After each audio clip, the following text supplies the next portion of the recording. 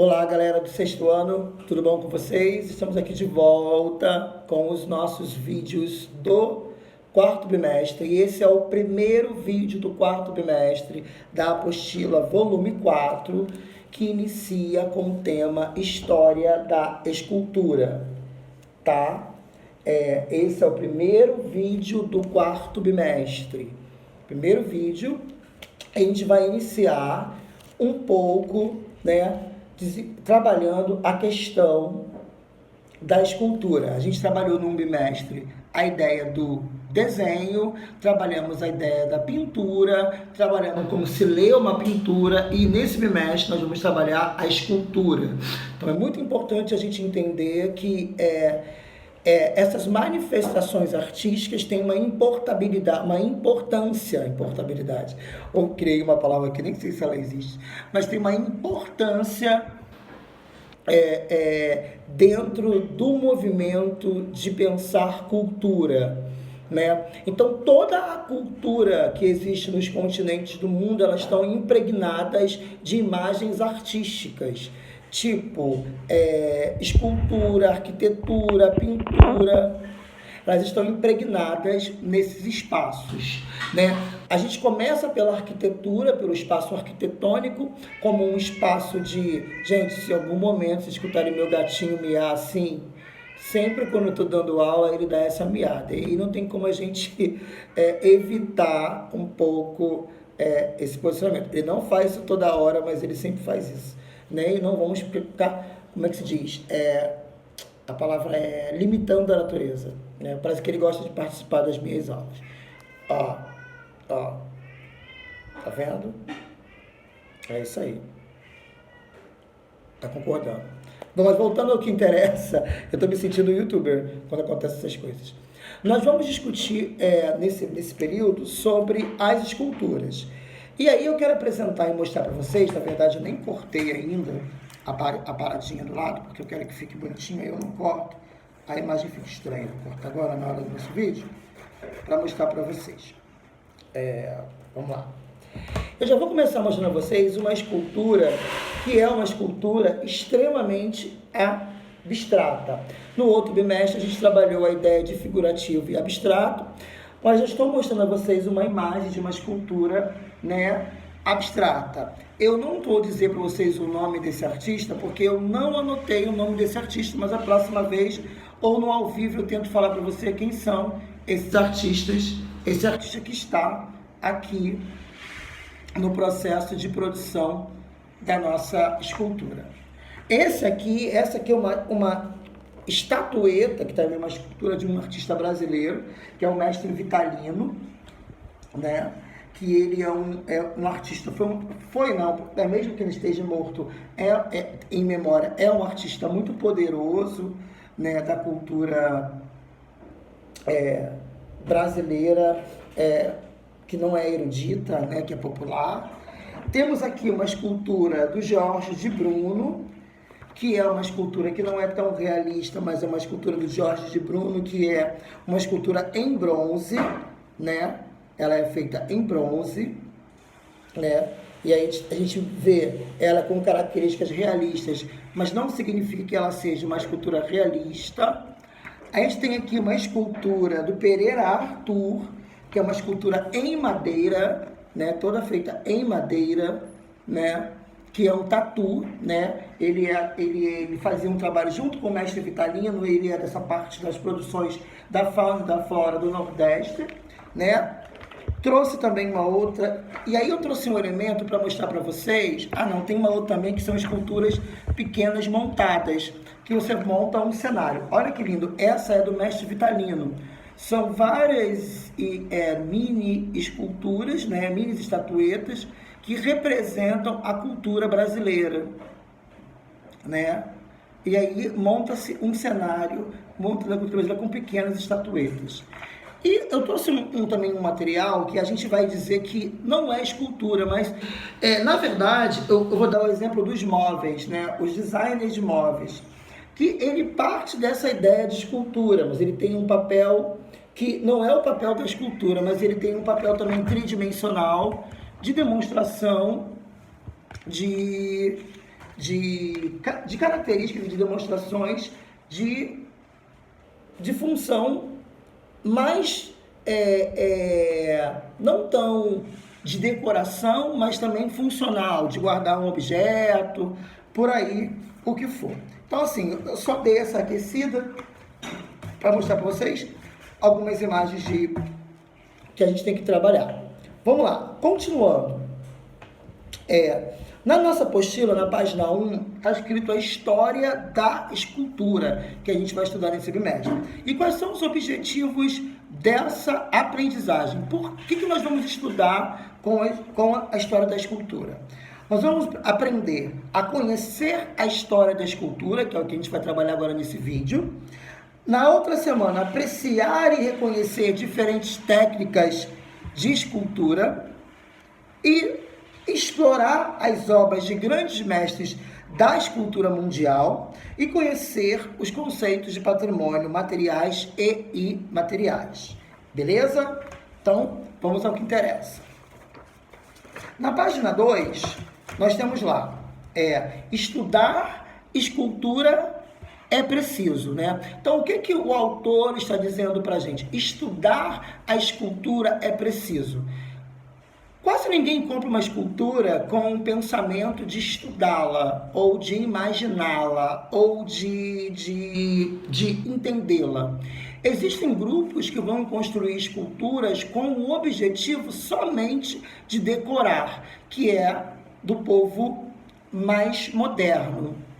Existe uma galera que é primitiva, que vai fazer muito mais a escultura com o objetivo mais funcional, tipo um móvel mesmo, né? Não vai criar uma imagem de um faraó, uma estatueta de um faraó, uma escultura de um faraó, somente com o olhar de criar essa estatueta. Mas essa estatueta tem uma função, essa escultura tem uma função, é lembrar aquele faraó, ok? Então, por que a gente tem que estudar a escultura? Vamos aqui acompanhando o texto na página 2. Durante todo esse ano, estudamos diferentes tipos de arte e seus processos. A gente já falou sobre isso. Passamos pelo desenho, pela pintura e hoje chegamos à escultura. E foi possível perceber que, de uma maneira ou outra, elas estão ligadas. Quanto à escultura, é importante compreender sua importância quando percebemos seu poder de interação com o grande público. Então, a escultura ela tem um poder muito grande de interação com o grande público. Por quê? Porque, guardem isso que eu vou falar agora, porque a escultura ela é tridimensional. E muitas delas têm uma relação com a realidade. Muitas vezes ela é parecida com a realidade, né?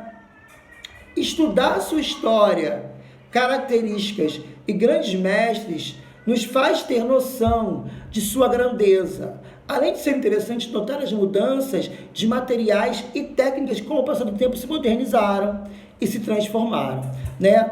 A gente mostrou aí imagens eu mostrei para vocês aqui no começo dessa aula, por exemplo, esses bonequinhos do mestre Vitalino, eles são feitos de barro, né? É uma escultura feita de barro, de argila, né? São feitas de argila essas esculturas, que não são tão realistas, então são materiais diferenciados.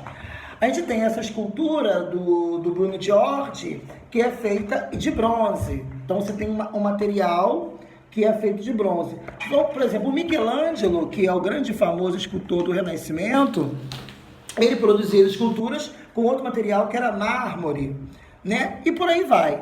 Os africanos vão fazer esculturas com madeira, né? Vão usar muito madeira, vão usar também muita argila, né? Os indígenas vão usar tem uma escultura muito famosa dos indígenas que é feita com pena também, pena e barro. Eles colocam as penas todas presas do barro. Então você tem muitas técnicas e também muitos materiais diversificados que você pode esculpir, né? Então vamos lá. A arte de esculpir. A arte de esculpir, conhecida como a terceira das artes plásticas, marquem isso. Isso pode ser uma questão de prova. Porque, por exemplo, a gente tem a primeira arte, que é o desenho, a segunda arte, que é a escultura, a pintura, e a terceira arte, plástica é a gravura. É a escultura, não é a gravura, é a escultura. É uma forma de expressão que se baseia na manipulação de materiais com o objetivo de criar formas com 3 dimensões. Gente, sublinhe esse parágrafo. De arte até 3D. Escultura, ela só é escultura porque ela representa uma variação tridimensional. Quais são as medidas do 3D? Altura, escrevam aí no cantinho, altura, largura e profundidade. Então, toda escultura tridimensional, ela tem altura, largura e profundidade. Por isso que ela é considerada uma escultura. As esculturas, diferentes das pinturas e desenhos, não se limitam a um único plano, mas são compostas por conjuntos de superfícies que podem se apresentar. Ela pode ser esculturas curvas, podem ser esculturas planas, podem ser esculturas onduladas, ásperas, lisas e etc. E é essa característica que nos faz perceber que para compreendermos uma escultura de maneira completa, olha isso aí, é preciso observá-la de todos os ângulos possíveis. Espera um minutinho que eu vou pegar uma escultura aqui, uma estatueta que eu tenho aqui de um faraó, para a gente poder estudar e entender essa tridimensionalidade. Um minutinho, fica no meu fundo novo amarelo, que eu já volto já.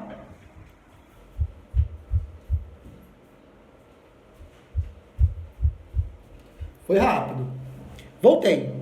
Essa aqui é uma estatueta que eu tenho do faraó Tutancâmon, né? Uma estatueta que eu não sei quem foi que produziu essa estatueta, né? Esse material aqui, eu não sei que material é esse, gente.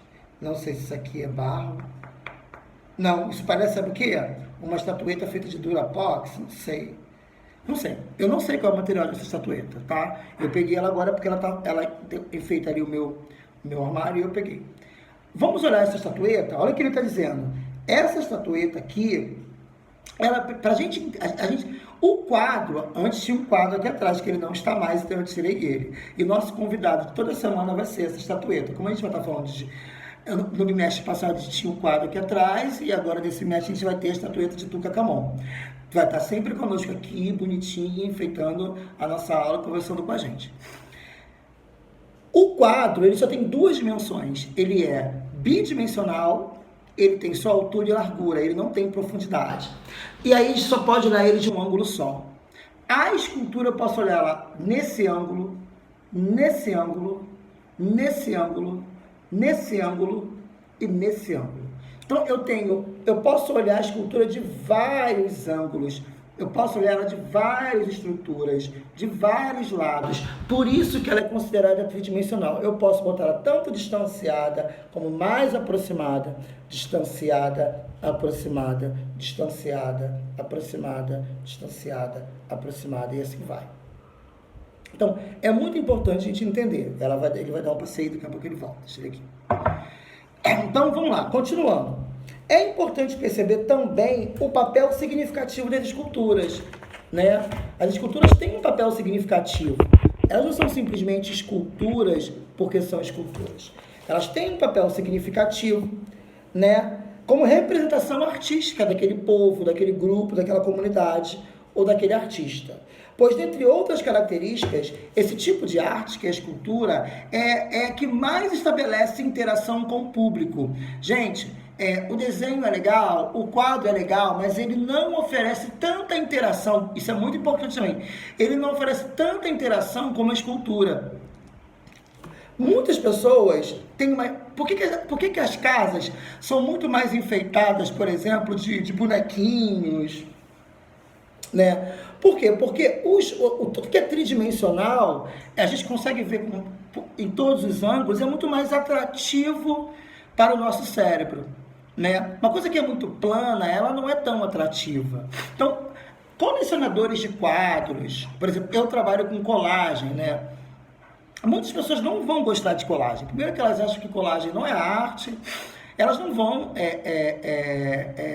ter um olhar para colagem ou para pintura. Só que realmente quem lida com arte, estuda arte, pesquisa arte, que vai gostar de quadros, Tem muita gente que gosta de quadros, mas tem um público maior para a escultura, porque a escultura, de uma certa forma, ela se aproxima da realidade, ela está muito próxima da realidade, ela chega perto da realidade da nossa grande imaginação.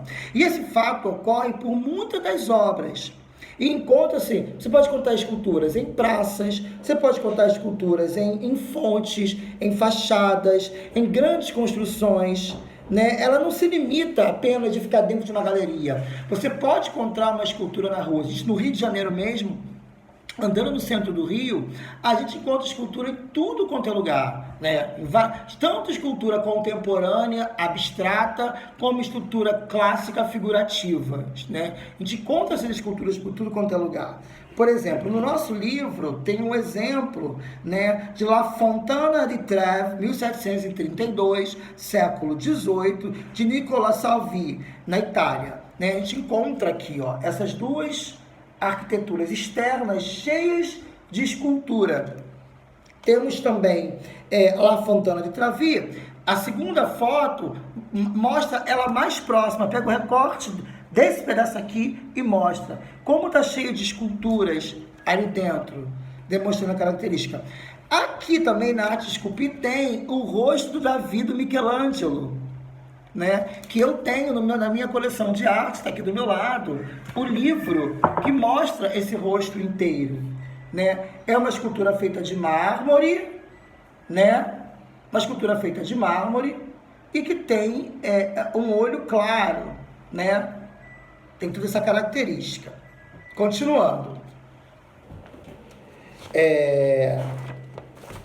Na página 3, a gente tem aqui a observação, né? Vamos lá, página 3 tem a observação, que é o relembrando.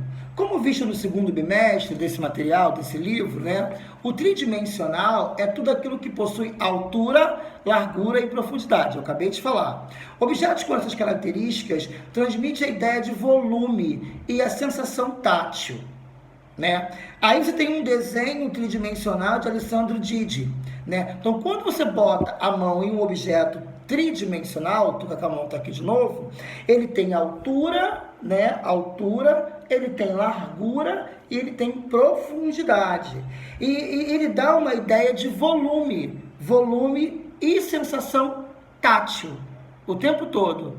Uma ideia de volume e sensação tátil, né? Então, vamos lá. Continuando, nessa mesma página, a gente tem o 2, né? A escultura através dos tempos. Vamos lá.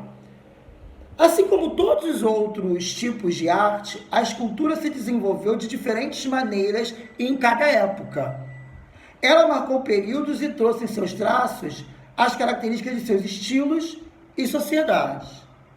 Sua história, acompanha aí, gente, na página 3. Sua história começa praticamente junto à do homem, já que ainda na pré-história foram produzidas estatuetas de marfim e ossos, geralmente representando figuras femininas e volumosas, que é essa aqui, a grande estatueta famosa da cultura primitiva, né? A gente tem ela lá. Então são as Vênus. Essa aqui é uma Vênus de Winterdorf. Gente, por que as estatuetas eram femininas? É muito importante a gente abrir um parêntese para isso.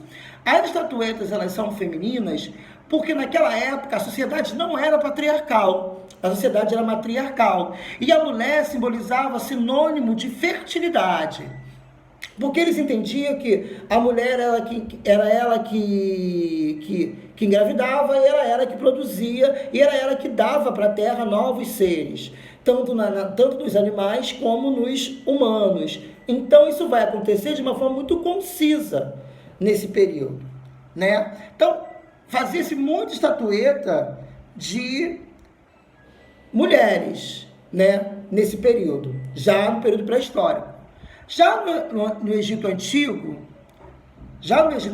as esculturas egípcias estavam quase sempre voltadas à figura de Faraó, né? Já que acreditavam que estas abrigariam o quê? Suas almas após a morte de seus corpos. Então, olha bem, né? Se fosse no tempo egípcio, eu vou acreditar que aqui está nessa estatueta o quê? A alma impregnada de Tutankhamon. E eles acreditavam assim. Os pré-históricos, quando faziam a Vênus de Van der Waal, de Willendorf, acreditavam que quando eles carregavam essas pequenas criaturinhas de barro numa caça, botavam perto de uma questão de agricultura, eles plantavam e colocavam essa bonequinha ali próximo. Eles acreditavam, não tem nada a ver com feitiço, com mandinga, nada disso. Eles acreditavam que aquela imagem ia trazer para aquele grupo o quê? Ia trazer nada mais, nada menos que uma possibilidade de fertilidade. Já os egípcios, eles usavam o quê? Eles usavam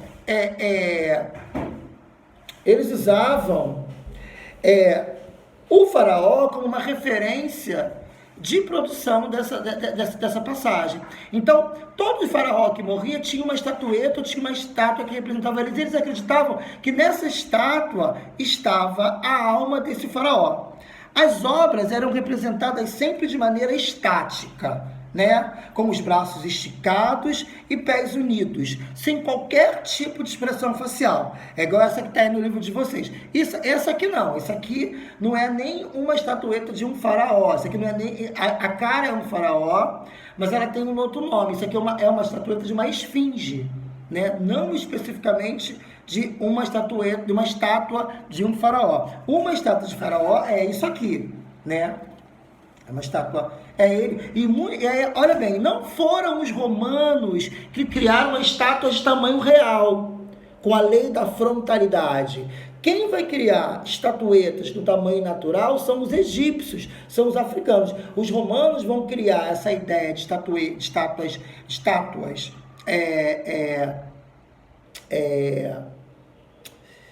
em tamanhos naturais depois, tá? Mas os egípcios já estavam criando isso, tá? Então vamos lá, a gente vai parar o nosso vídeo aqui e vamos fazer o seguinte. Qual é a atividade que vocês vão fazer? Lá na página 6, tem o praticando. Vocês vão fazer a questão 1, né? E a questão 2. 1 e 2. Para a gente corrigir quando a gente voltar na nossa live daqui a pouco, tá? Então, com a aula que eu dei hoje, dá para a gente corrigir a questão 1 e a questão 2, que é a atividade. Tá bom? Beijo e até daqui a pouco.